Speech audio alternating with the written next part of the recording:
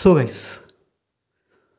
Guys বিদ্যুৎ জাম্বালের movie crack crack কিন্তু box অফিসে ক্র্যাক করে গেল বলছি কারণ 45 crores দিয়ে একটা মুভি বানিয়ে সেই মুভিটা কত আর্ন করছে ডে 6-এ নাকি 11.8 crores।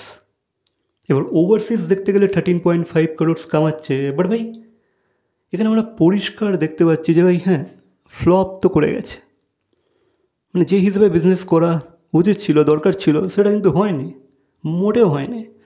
বা পাবলিক যে এক্সপেক্ট করেছিল মুভিটা থেকে সেটা কিন্তু মোটেও বেরোয়নি। ঠিক আছে, এন্ড প্রোডাক্টটা খুবই বাজে বেরিয়েছে।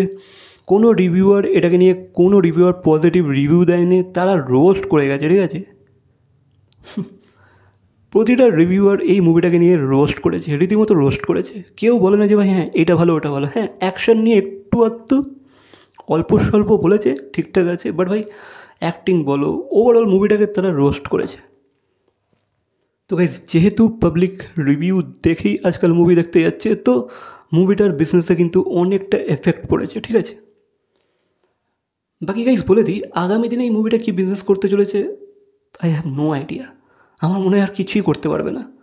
ওই হয়তো ডেলি 10 lakhs 12 lakhs 15 lakhs ব্যাস এরকম করে চলবে কটা দিন, বাকি দেন জাস্ট পড়ে যাবে, ড্রপ করে যাবে। আর এর বক্স অফিসটা কীভাবে ড্রপ করেছে তোমরা দেখতেই পাচ্ছ। ফার্স্ট দিন ছিল 4 crores কামিয়েছিল, দেন ভাই কী লেভেলের ড্রপ হয়েছে, দেন 2 হয়ে গেছে, 1 হয়ে গেছে, আলাদা লেভেলে ড্রপ খেয়েছে। ঠিক আছে, দেন গাইস তোমাদেরকে জানি রাখি বিদ্যুৎ জাম্বালে কিন্তু নেক্সট লেভেল লস হয়ে গেল।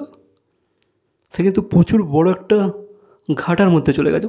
কারণ এই মুভিটা কিন্তু সেই প্রডিউস করেছিল তার প্রোডাকশন হাউস থেকে, অ্যাকশন হিরো ফিল্মস, সেই আন্ডারে কিন্তু এই ফিল্মটাকে প্রডিউস করা হয়েছিল। এবার কিন্তু তোমরা বুঝতেই পারছো জাম্বালের কী অবস্থা এখন। আলাদাই লসে চলে গেছে। ঠিক আছে, সে কী করে নিজেকে রিকভার করবে এটা থেকে আই ডোন্ট নো।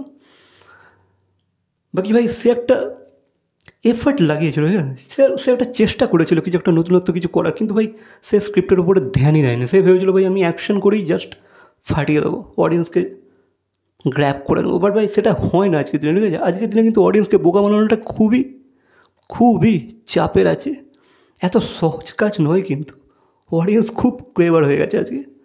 তো ভাই স্টোরির ওপরও অবশ্যই তোমাকে ধ্যান দিতে হবে, বাকি এক্সপেক্টগুলোতেও কিন্তু ধ্যান দিতে হবে। মুভিটা খালি ভাই অ্যাকশন করলে মোটেও হবে না। তো এটা আই থিঙ্ক সে এই মুভিটা থেকে শিক্ষা নিয়ে নিয়েছে। এবার আগামীকাল সে কী করে নিজেকে ওভারকাম করবে বা কী নতুন মুভি আনবে দেখা যাক। বাকি ভাই এটাতে কিন্তু ওভারকাম করাটা অনেকটাই চাপের আছে, কারণ ভাই 45 crores লাগিয়েছে, বুঝতে পারছো অ্যামাউন্টটা কিন্তু ছোটো নয়।